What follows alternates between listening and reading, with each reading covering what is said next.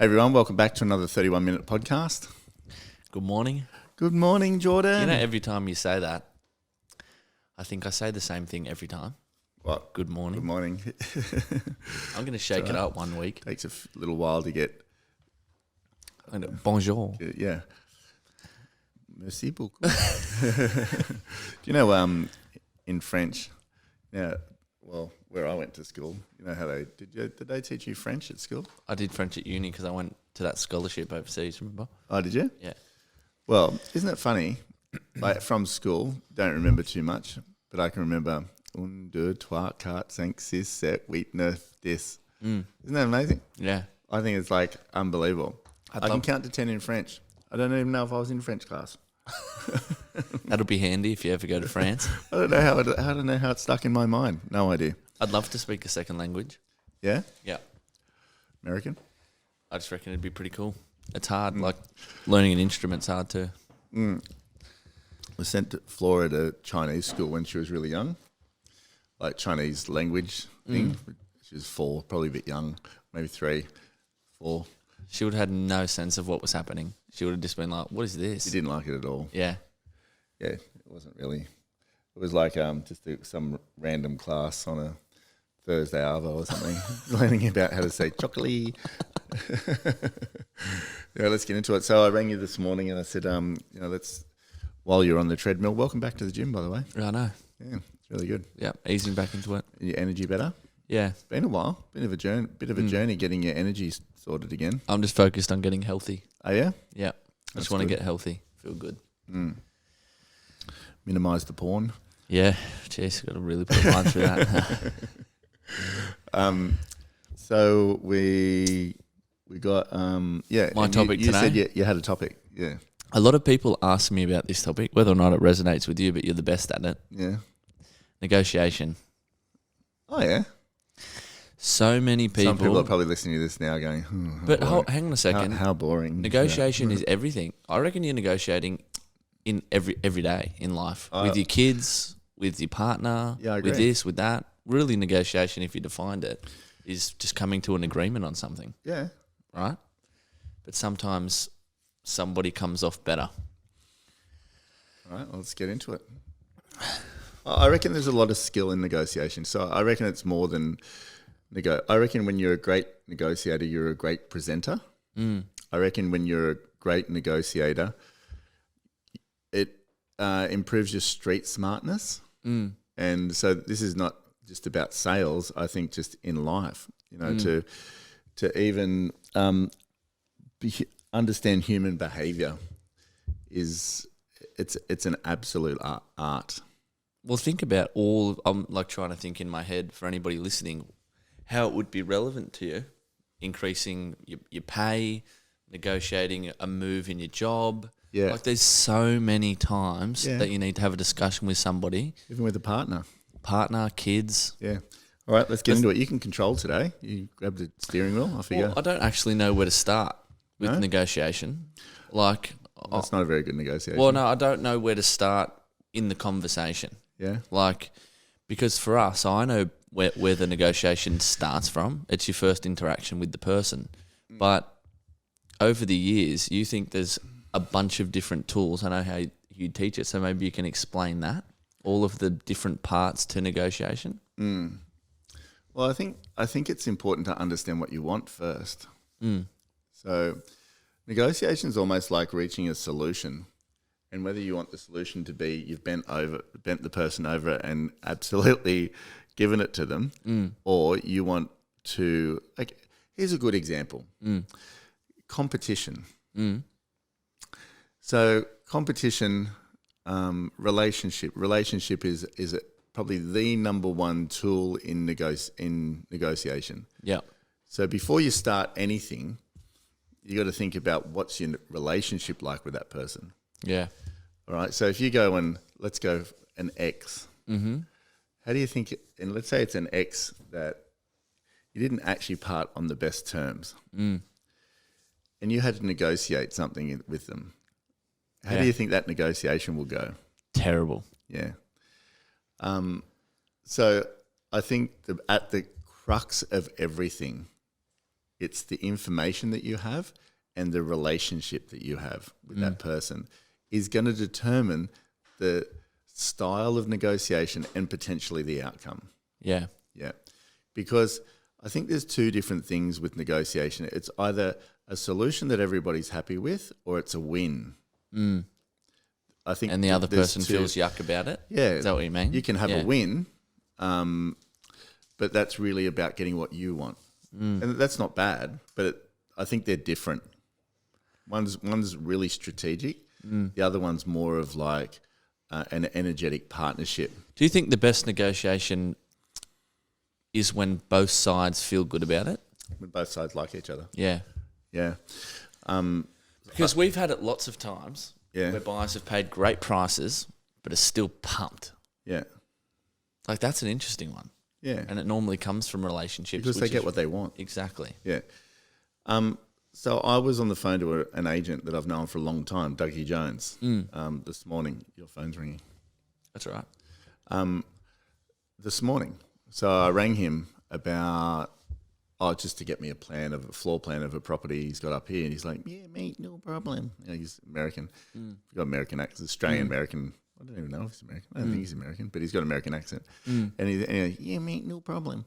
And I'm like, blah, blah, blah. And we're chatting, and then we're talking about another house he's got for sale, and I've got a buyer for it. And I just said, I'll send the buyer over to you. Like, he's a competitive agent. Like, we all compete against each other. But I'm genuine. We were talking about him yesterday, actually, as well. Yeah. And we were saying that, you know, when he lists things or when he sells something, I'm genuinely happy for him because our relationship is really transparent. It's built over a long period of time. So if you were, and the reason I say this is most competitors have this thing with each other. You know, like you're meant to not like each other or something. Yeah. And it's actually opposite with a few of us in here have been around a long time, but there's others that genuinely just have a yuck vibe about them. You know, so negotiating with either one of those people, with Dougie, it'd be amazing. You know, you'd be paddling in the same direction. With the others, some of the others that you don't trust or don't like that much, it's like I don't even know if they would be helpful in any way. So I think before you start any sort of negotiation, if it's a product, you got to like it as well. You know, got to believe in how the you product. feel about it will be the energy around it. So, let's say you're dealing with a person that you haven't had a great relationship with, or you don't know. Well, let's talk about that one. So, in our business, we're a bit like a dancing monkey. Like we got to impress people in 3.8 seconds. Yeah. You know, it's not an easy job sometimes, and you might meet someone once. Well, let's just talk about that for a second. How do you do that? How? Yeah. Well, Because we've had people come into a property before and walk around, and we can just tell by their body language they're going to buy this thing. But you're right. We have to be the dancing monkey at that position so they trust you. They believe that you're giving them the right guidance. The information that you're providing is accurate. And we all know that real estate agents can fluff and go all around in a circle. So you do have that short amount of time to build all of these different fundamentals to hopefully guide the owner and the buyer into a place where everybody's happy. yeah, I think it's a whole lot of subtle little things. So negotiation actually starts from the moment that they contact you. So did you answer your phone? Were you nice? Like, have you ever got off the phone and go, oh, that person, oh my goodness, like what a drop kick. Yeah. You know, that sort of thing. Even arrogance. You know, I don't know why, but sometimes agents have this arrogance about them. I don't know why they do, because we just sell houses. That's all we do. We just match people with houses and nothing really groundbreaking. But, you know, it's like that elitist sort of like, you know, we're actually there to serve. But, you know, when someone rings, because the relationship starts then, you answer the phone, nice interaction. I have a bit of a thing that I think about a lot is called connected space. So I'm very mindful of connected space. So let's say they come and look at a property for the first time. and you've been with me. Yeah. We actually show a lot of properties together. Yeah. The reason for that is, one, I like you to see and be around it because you're building your own profile. You don't need to learn how to show a house or anything, but there are little things that you might pick up along the way that is going to help you with your career, and we do a lot of that together. But I'm very mindful of having people feel like they're a bit free. Yeah. So like when they go into a home, the interaction's got to be really nice at the beginning. And I'm not like breathing down their neck. I'm not like in their world very quickly. I'm sort of a bit like, I try and find that friend spot real quick. Yeah. And then I'll direct them a little bit, but I'll stay close enough where they know that I care, but far enough that they can Have a bit of space concentrate to look, and talk to their partner and walk around a bit. It's a really fine line. I think that is one of the keys. I'm a big believer that you got to make them say wow on the phone. Like, wow, that guy was helpful. Didn't he have great energy? So they're looking forward to meeting you when they meet you. Oh, like they'll remember it. They'll remember that. But you're so true. And we met a buyer's agent a couple of days ago. And what'd she say? She said, God, you guys are good at showing houses. She's like, you just do enough and get out of your way. And she was saying that there's so many agents out there that are like, look in the drawer and this is the bathroom. And like, don't give people a chance to actually clearly look around. You're like, this is the kitchen. People can see what a kitchen is. Yeah. But it bugs people. We'll just talk about, what have you observed with me showing houses? I'll ask you, remind me to go to talk about one thing that I say every single appointment, but what are some things you've observed? Because I reckon I'm really good at real estate. Yeah. Like, I reckon I'm just good at it. I know the fundamentals perfectly. Yeah, and the reason for that is I really like and mindful of what I like and what and I'm like, you know me, like I hate when people are in my world too much, like breathing on me and like asking me stuff. Like, I just don't like it. But I like service as well. Like I like, I find it, a couple of things that bother me is when you walk into a shop and I reckon the reason I'm good at real estate is because I've made human behavior my number one subject.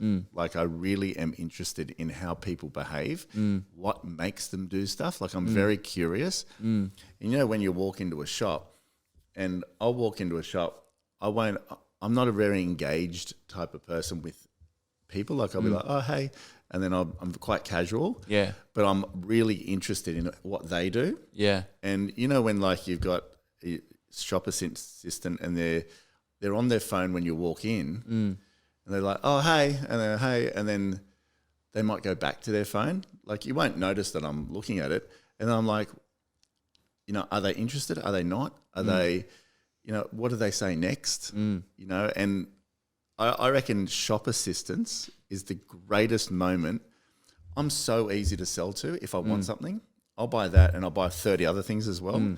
Like, literally, I walked into a shop one day. We'll get back to showing a house.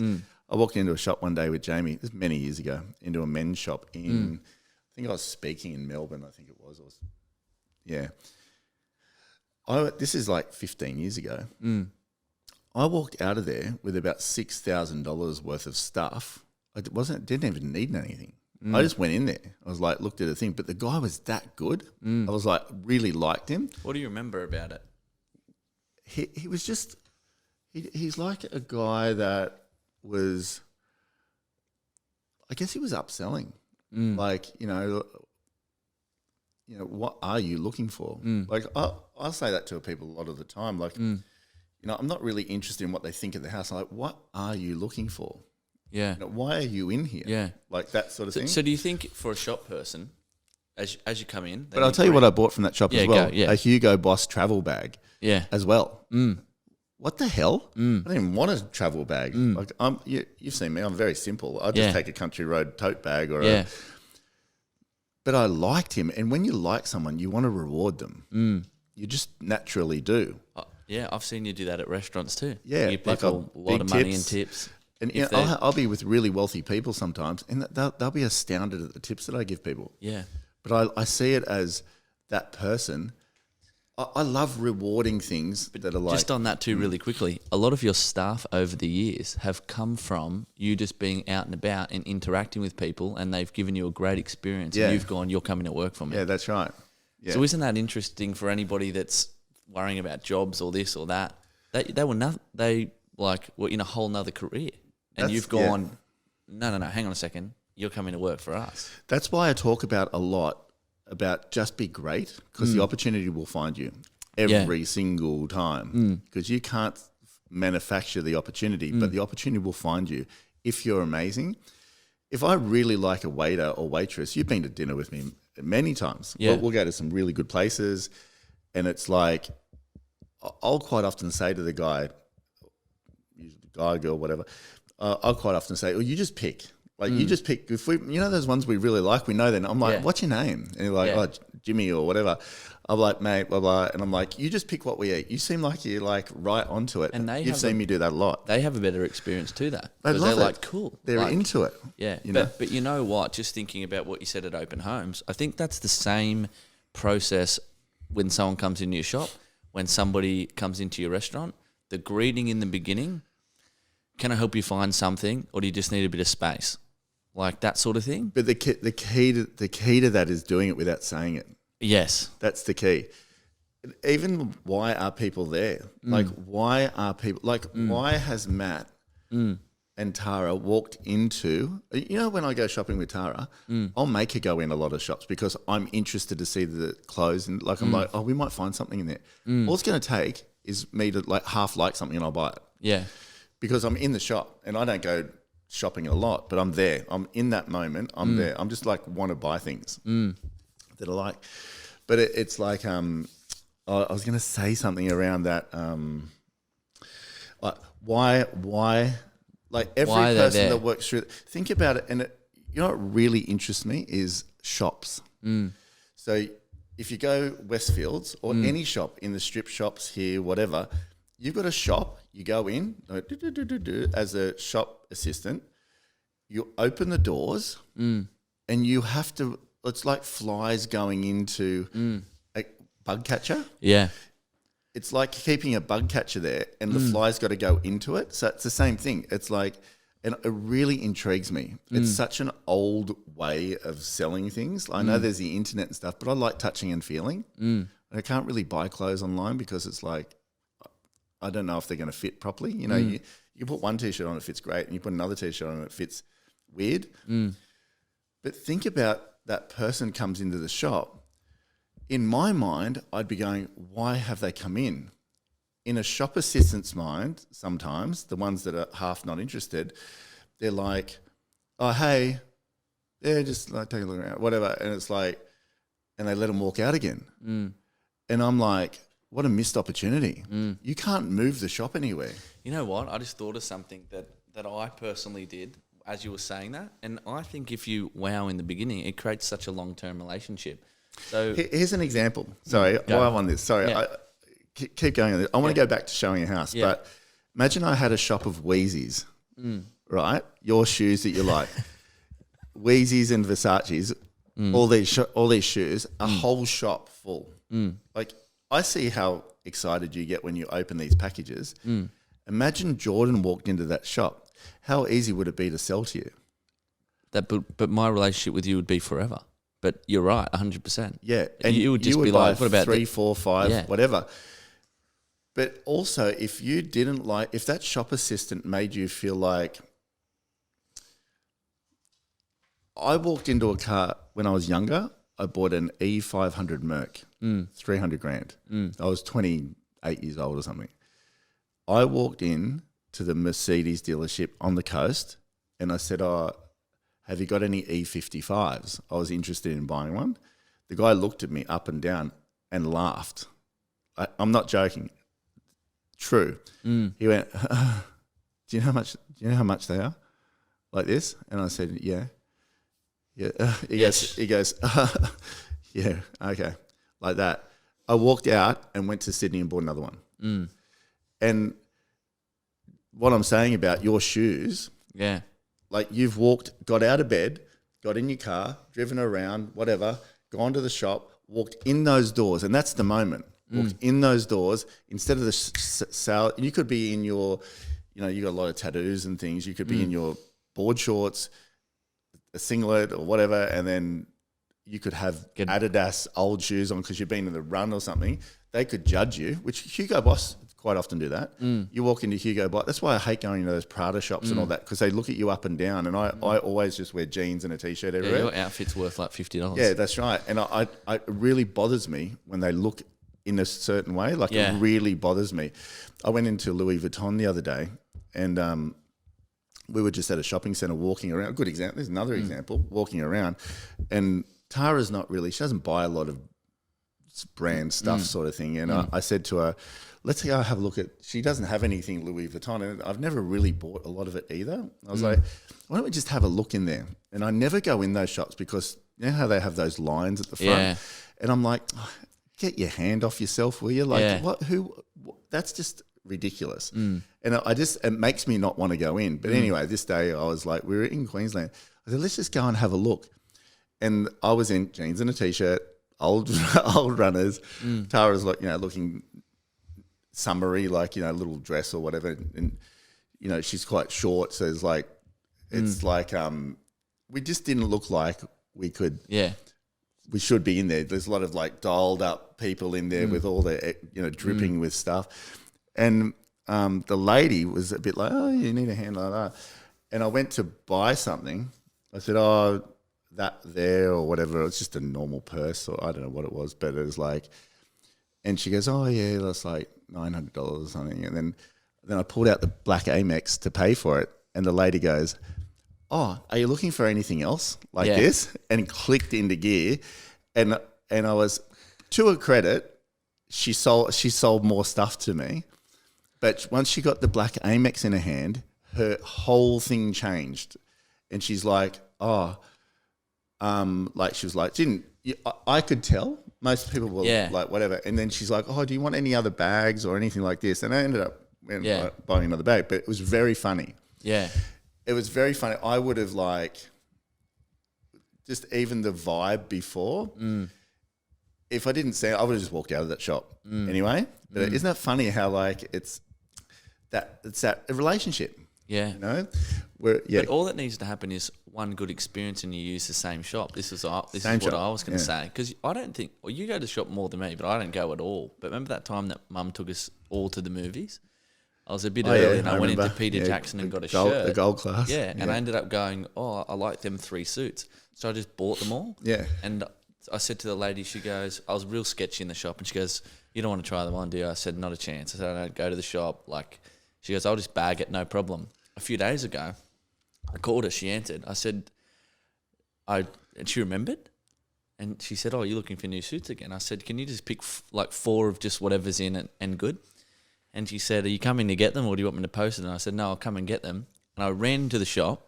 She had it all done. She just went there, I went beep and ran out. Yeah. She said, you're the funniest person I've ever met. And the funny price doesn't come into it. I didn't even ask. But I knew that she knew how I needed to be treated, and the experience that she gave me last time, I've never shopped at that shop before. Normally we get custom suits and things like that, but I liked her. Yeah, liked her.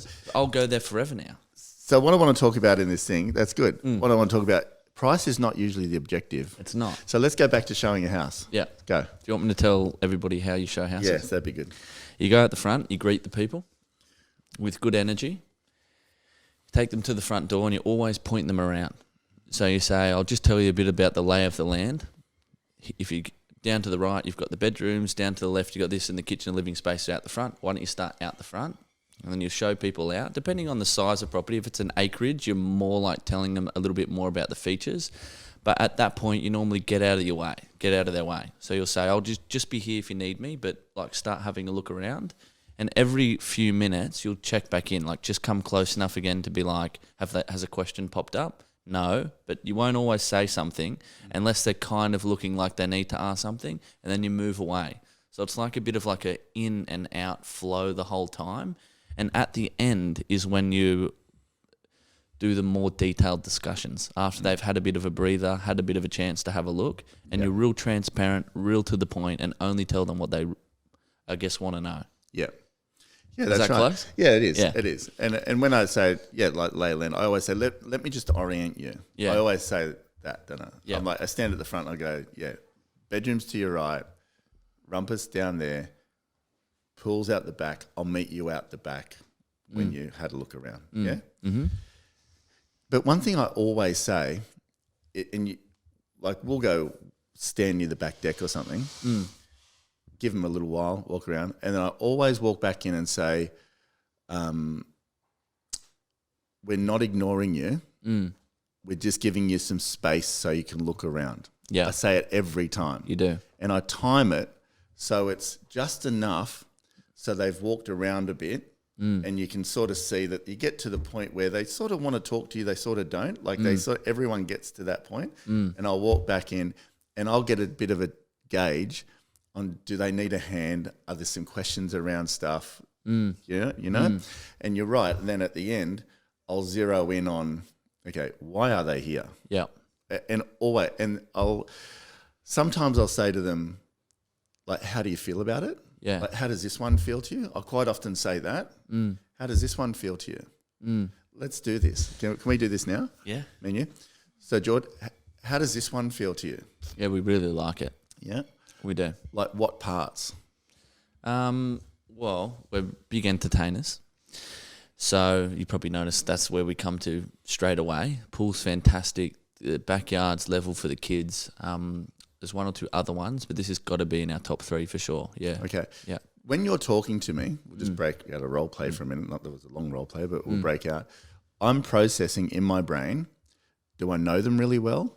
Have I helped them much? What else have they seen? And I'm gauging their emotional, almost their emotional set point right now. When they're talking to me, I'm feeling, where's their emotion at right now? Because I'm thinking, if they haven't seen enough, well, I showed a house on the weekend. It was the first one that they've seen. What's the natural reaction that they do? I need to see a few more. I need to see a few more. And I know this is the one for them. And he said at the end, he goes, it's the only first one I've seen. So where's their emotion at? Well, they got nothing to compare it to. That's right. So I'm like, do I accelerate the process? Do I need to show them houses? Do I need to ramp up my contact with those people? Or are they genuinely, so I'm trying to gauge their personality as well. Are they one of those people that need to go and look at for 3 weeks? So I'm like, because this is all about negotiation, not so much service like we were talking about before. If you strike too early, what happens? Yeah, they'll think that you've got the wrong intentions. Yeah, that's right. Yeah. So go back to the role play and we're like, you like this and that and this about it. And I'll say to them, so is this one you're thinking about buying? Yeah. It is? Yeah. Yeah? Mm-hmm. So would you like to try and buy it? Where are we sitting with price and things, Matt? Okay, the price is 3.2. Mm-hmm. Any offers? Not yet. Okay. Auction or is it for sale, this one? This one's for sale. Got it. So it would need to be around 3.2 million to buy it? Yeah. What about 2.9? No. The feedback's been 3 to 3.2. We've had about 15 groups through. All the feedback's been in that range. But as you know, the market's fairly strong. Yep. Yeah. Things are selling for list price pretty much. Some are selling over depending on competition. The good part that you're in at the moment is I don't have any competition for you right now. I mean, that could change, but so you got a chance to secure it at least within the list price. Yep. Yeah. So what do you think you'll pay for it? 3.1. 3.1? Yeah, I'll talk to the owner. It's probably going to have to be list price, but is that within your range? Yeah, we could spend the list price. Okay, great. Yeah. So what have I just done then? Got the price. Yeah, I've just gone because they go, yeah, we can spend that. Yeah. So their emotion is high enough to pay list price, but they don't all go like that. No. Let's say it doesn't suit them. Let's say go back. Jord, how do you feel about this one? Not for us, Matt. No? No. What parts? Is it the feel or is it the position or is it the layout? And so I'll prompt them quite often. I'll be prompting them just to speed it up a bit. Mm-hmm. Yeah. Yeah. So we ideally wanted single level, but we can't. We're having trouble finding it. We did like that there is a bedroom downstairs. We thought maybe we could make that work. However, for a main bedroom, we just feel it's just not going to do it for us. Okay. So, and then I'll always do something like this. Maybe they've given me a bit of info there, but sometimes people don't always, like they say, oh, it's not for us, whatever. Yeah. And I'll say, what are you looking for? Like, I just want to know exactly. But on this one, I'll go, okay, so ideally, what's the ideal place you want? Single level? Yep, single level, low maintenance. In this spot? Yeah, walking distance to the beach. Yep. Will you go to other areas? We'd prefer to be in Wombrel. Okay. If we can. So, like this style of home, but single level?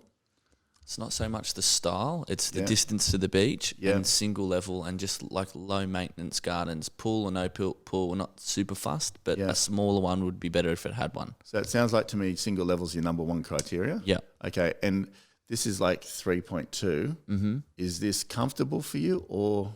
Yeah, it's probably at the upper end of our budget. Okay, and if I found something up to 3.5, should I show you?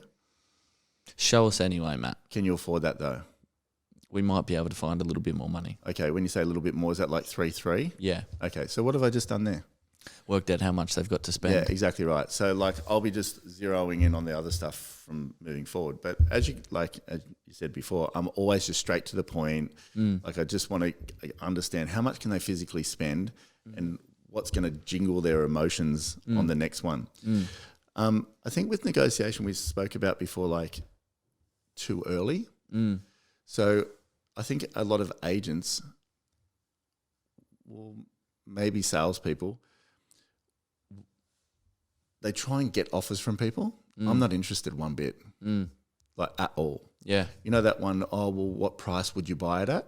Yeah. That is the worst line in real estate. Yeah, I agree. It's like, it's ridiculous. It has not much to do with price. All I want to know is where's their range. And you set your negotiation up when you meet people. So the questions that you ask. So let's just talk about this quickly. So let's say I've met you for the first time at a house and we just sort of did that. Yep. But I'm like, I'll be asking you questions like, what's your house like? I'll be asking questions to set my negotiation up later. Yeah. I'm not asking questions just so you think I'm a nice, friendly guy. I'm more interested in, because you'll be much more open there because there's no vested interest yet. So you know how people say, oh, don't show the agent you're interested. Yeah. Well, that's ridiculous. That's the worst advice ever. Yeah, it is. But it's like this whole game. So what I'm doing is when in the early stages, you'll get all the info. You'll get everything from somebody. So you'll get what they want to spend, what they like, what they don't like, what they'll do, what colour undies they wear. You'll get everything there because it's like a... It's for two reasons too, though. It's also if it doesn't suit them, so you've got a really good basis of what they want, so you can find something else for them. Yeah. But also too, when it gets to that point, like how many times do we have relationships with people for 6 months and they go, oh, this is the 4th house we've missed out on. And you're like, well, we're not going to miss out on this one. Yeah, that's right. It's been 4 times. Yeah. How many times are we going to keep doing this? Yeah. Buy the thing. Yeah. So when someone becomes interested in something, they get a lot more protective. Because it's about money now. Yeah.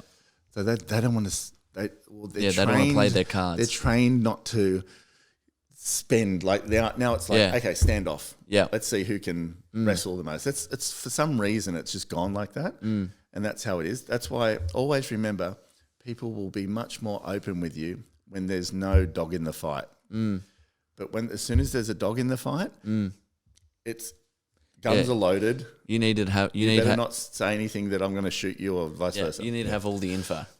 That's exactly right. But also too, like in prospecting, relationship protects you from marketing and fee objections. It also protects you from major price objections, and it gives you the ability to say, Matt, you and I have been doing this for 6 months. How many properties have we shown? I know you said this one isn't for you, but I'm telling you, just run with me on this one. This is your house. And how many times do people go, you're so right in the end? Because you know exactly, like, they just get to that point where they're a bit nervous to pull the trigger sometimes. Yeah. But because you've built that relationship, you almost know, like, I reckon they get a bit glazy-eyed in the end, but you know, no, this is the one for them. Yeah. Everything we've been looking for.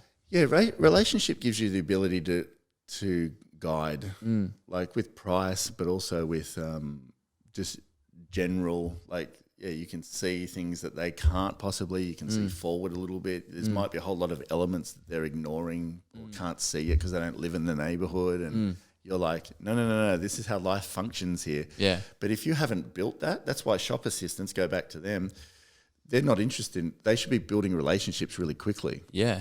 That should be their job. They should be the relationship manager, not a shop assistant. Yeah. So when you walk in, it's like, oh, they won't know your name, but it's like, oh, hi, how you going? And my name's Rachel.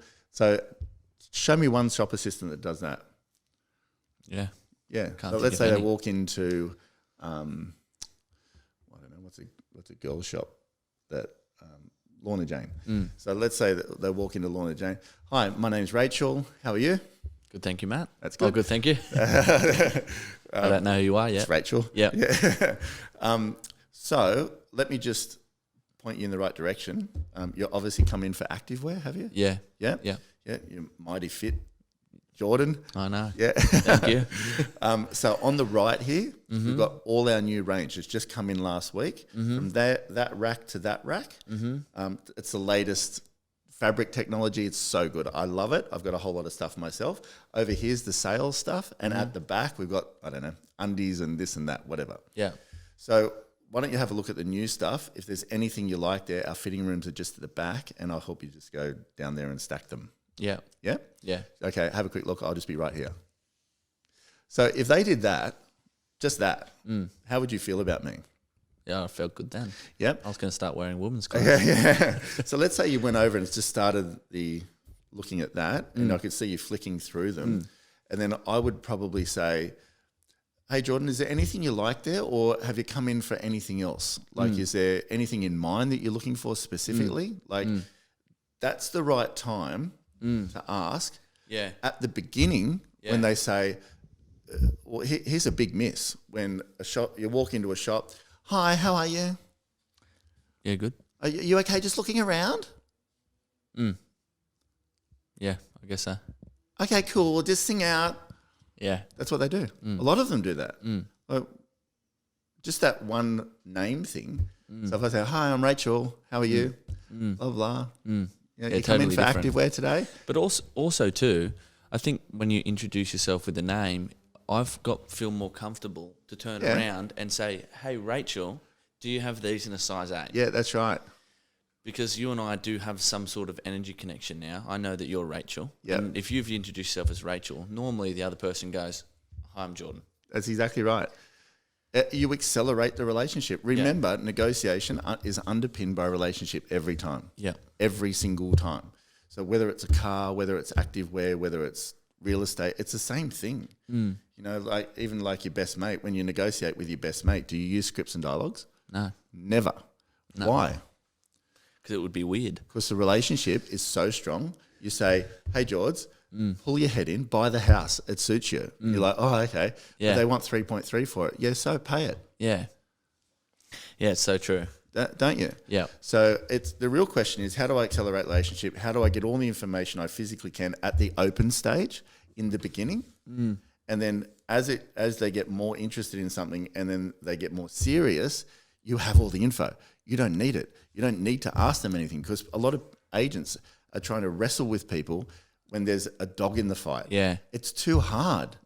But when you've got all the info and it gets stuck, you could say, hang on, George, when I met you 3 weeks ago, you said your number one priority was this. You said you wanted this. Sally wanted this, la, la, la, la. But now you're saying, oh, I'm not going to pay an extra 100,000. Why? You said that was well within your means, but these other things are way more important than 100 grand, aren't they? To get what you want, to stop looking for a house, to make your whole family happy. They're the 3 things that you said to me.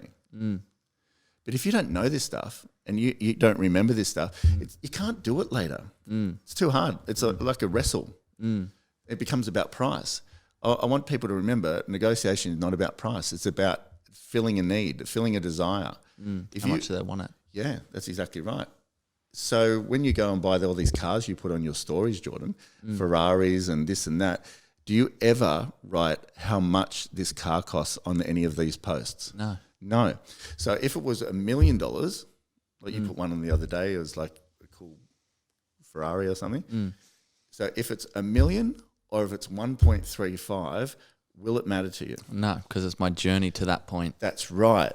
That's exactly right. People they're visualizing this stuff way before you introduce it to them. Yeah. And when you match that, the only reason that they're not going to listen to you is because you've made it a wrestle about the win. But when you have all this info, they end up wrestling with themselves for no reason. You just got to remind them. Keep going. No, that's what I was thinking. I like that. I'm thinking about it all in my head. So let me go over the fundamentals of negotiation. Number one, the first interaction with the person, you must leave an impression. Every time. And that's the phone call. That's anything. The email, walking in the shop, reply straight away. Yep. Anything. Yep. Number two. But go back to that. Yep. You have to be in a good space. Yeah. Because you can't fake energy. Yeah. And what I mean by that is, if I interacted with you yesterday, Jordan, what would my experience be like? Yeah, pretty bad. Pretty bad. I was hiding on Saturday. Yeah, you were like a drain of energy because you weren't in a good space. So if you're going to do a job, do it properly and bring your best every day first. Because when you walk into the shop, they're going to remember that radiance of energy. That's like, hey, thanks for coming to Lawn Jane. I'm Rachel. How are you? You remember that, don't you? Yeah. I've said nothing about products or price or anything at the moment. What have I done? You remember the person. Yeah, you've connected energetically first. Keep going. Okay. So number two is when you meet the person. So this is the second interaction. You need to understand and guide them, like we were talking about when they walk into the shop. Yeah. After you've done that, you need to start collecting as much information as you physically can. Yeah. Whether or not they buy at that point or in 3 or 6 or 12 months' time, it's about building the relationship until the point that they transact. Yeah. And then I think negotiation is the service from after the deal. Because normally when somebody gets comfortable with you or your product or your service or your company, they want to deal with you long term. They do. But a lot of people just forget the customer straight away, like bang. Like if that lady from Louis Vuitton or whatever sent you a text message and said, hey Matt, I know you're busy, so I thought I'd just text you. We had a summer collection come in. Here's a few of the photos if you want to share them with Tara. Mate, it was Tara's birthday the other day. You'd be like, that's cool. Yeah, Tara's birthday. What day was it? Sunday? Was it Sunday, Tara's birthday? Yeah. You know what I was looking for online? I have no idea what some of the things I was just looking around for stuff. I was looking for Louis Vuitton hats. Not that I didn't get one, but we ended up getting Ash went shopping and got, a bag and heels, whatever else. But you're right. You probably would have went, not actually after a bag, but I'm actually looking for a hat. Yeah, exactly right. There's a sale like that. Yeah, that's true. So we didn't talk about that, but maybe we could end this podcast on that. So, negotiations, all those things. It's funny, George, we haven't really used any scripts and dialogues right now. No. Really. I don't think we use scripts and dialogues. But isn't it funny that people train negotiation on scripts and dialogues? You go to most trainers, they're saying, say this, do this. I think it loses trust. I think if it feels like it's not genuine, then people are smart. If they feel that it's a script or dialogue or it's it's not genuine, there's no way they're going to do. That's why when people come into houses and you feel like, oh, they're trying to sell it to me, it's just yuck and it never comes together. Everything sells itself. Yeah. It's about just sticking with somebody to the point. So let's just talk about that quickly before we end. How do you train negotiation then? I think you just got to do it. But how do you train it? Because I have trained myself in negotiation a lot. So is there a place for scripts and dialogues? There's a place for scripts and dialogues when you're talking price. Yeah. Before that, there isn't. There's a place for scripts and dialogues when you're pulling all of the information out of your tool belt and you're trying to get to that point where everybody's happy. which might only be 60 seconds. What do you think? I reckon it's like chess. I'm just thinking as we're talking, right? Because I don't want it to sound like you just got to smile and be nice and all of a sudden your negotiation is going to be amazing. But I think it's a bit like chess. I think there's rules and structure to the game. Yeah? Yep. But if you think about the best of the best chess people, they're thinking 5, 6, 7 moves ahead. Most people can't do that. Yeah, that's a good point, actually. So I reckon in negotiation, there's definitely rules and structure to the game. You know, when to act, when not to act, when the emotions in riot, when, you know, and I think there is an element of what you say. You know, like if someone doesn't want to pay anymore, you've got to start to dismantle that and understand why. Is it budget? Is it emotion? Is it That's why I think something you've said? It only comes in at that point. Yeah, you're right in what you say. So, I think the best way to learn negotiation is to role play with someone that you like. You know, someone that it's a salesperson in your office, and that's what I've done. I did for a long time. But so you understand, you're confident in it. You're confident in what if someone says this, and what if someone says that, and like they might say, you know, I think it's too dear, or you know, I don't want that, or you know, I'd seen another product somewhere else that I think I like more, just to try and is that real? Is it an objection? Is it a question? And there are things like objections. That's actually and a good point. There's probably 10 main questions, really. Yeah. That come up a lot. If you just practiced answers for all of them, even just that would be a good start. Because how many times does an agent get shot with a question on the spot and not know the answer and go bright red, fumble, feel really awkward about it, and whatever they say is not clear-minded, it's yuck, it could get because how many times I've done it over the years, long time ago, but you say the wrong thing and that's it. That's the only thing that they remember for weeks to come. Well, we did a negotiation the other day with an auction, and then the people forgot everything that was said and then turned on us. They did. Yeah, they did. We're just trying to help them. So, you know, sometimes you can't forecast people's reaction, human behaviour, all that sort of stuff. But I do think that there's an element of structure that you need to follow, that you need to, like we've talked a lot about the service side of it, the energy side of it, how to handle people, how to engage human behaviour. But there is, you know, I just think it's too dear.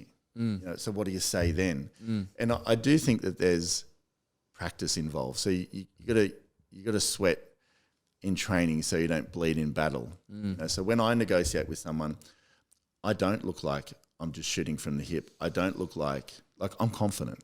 I'm confident because I've practiced so many times different situations. So I can, you know, when I'm in front of somebody, whether they're worth 100,000 or 100 million, it doesn't change for me. You know, it's more like I'm tuning into who they are because I've been here a million times. And the way to speed that up as somebody who's in that sort of business is to practice. You know, like, and how many times do people say, "Oh, Jordan, if the owner doesn't take this, I've got another one I'm looking at." Like daily? What do you say to that? You know, and then what do you say to somebody who's like, your commission's too dear? What do you say to somebody that's, I don't want to pay for marketing? So you should probably write a list down of all of these potential things and practice it your way. But I think what we're getting at is authenticity is the reason that people will resonate with you. When you're saying something because Tom Panos has said, say this, you can't say that because that's not from you. That's from Tom. He might give you an idea of why he's saying that. And I think scripts and dialogues can give you a bit of an understanding of what you're saying, like a bit of a structure behind it. And you got to make it you. You have to make it you. So you're almost the vibe around when you speak doesn't change from, hey, Jordan, where are you from? Where do you live? Like, what's your house like? What are you looking for? Blah, blah, blah. Or this is the price you need to be paying. This is the reason why. Why don't you buy the other property? Why are you here negotiating on this one if you like the other one better? You know, all of that sort of stuff. So it doesn't change. It doesn't sound like you're trying to sell anyone. Yeah. And I think at the essence of this, the real crux of it is a great negotiator doesn't try and sell someone. They're not trying to sell you. They're trying to guide you based on authenticity of what's good for you. I think that's the difference. Do you agree? I agree. Yeah. And that comes with time, practice. You're going to stuff up along the way. A lot of times, there's been times I've negotiated and been practicing when I was younger and been role playing like almost in a listing presentation because I've practiced this thing, totally forgot what I'm saying, gone bright red, and like the whole energy in the room changes. But in a weird sort of way, you've got to do that. Yeah. You've got to stuff up sometimes. I've left money on the table over the years when I've been a younger agent, and I've known that people could pay more, but the owners accepted the price and I've just accepted it when I've walked away and gone, and it's eaten me up for weeks after. I knew there was another 10 grand there. But I knew later. I wasn't good enough at the time to find explore it and understand. Yeah. We were going to finish on one thing then. What was that? We were talking, we said we'll finish on that. Can you remember? No. Yeah, I can't remember what we were going to say. We were Wasn't to do with the store or how? I think it was. You said the one thing that I say during the. Yeah, we were going to end on maybe the chess or the was it chess and structure and the rules around that. You were saying that you've got to be reading 4 to 5 plays ahead. Which I agree. That's right. Yeah. So let's just end on this. I think a great negotiator. Street smarts has a lot to do with it. Everyone's different. Every scenario is different. You can't forecast how someone's going to react. You can't forecast emotion, any of that sort of stuff. But if you genuinely care about their outcome and you're with them to help them provide the best solution for themselves, I think trust comes into it then. I think people really trust what you're going to say. And when somebody trusts you, they listen to you. And the power of persuasion is not really persuading someone, because if you need to persuade somebody to do something, I don't think it's the right reason for them to do it.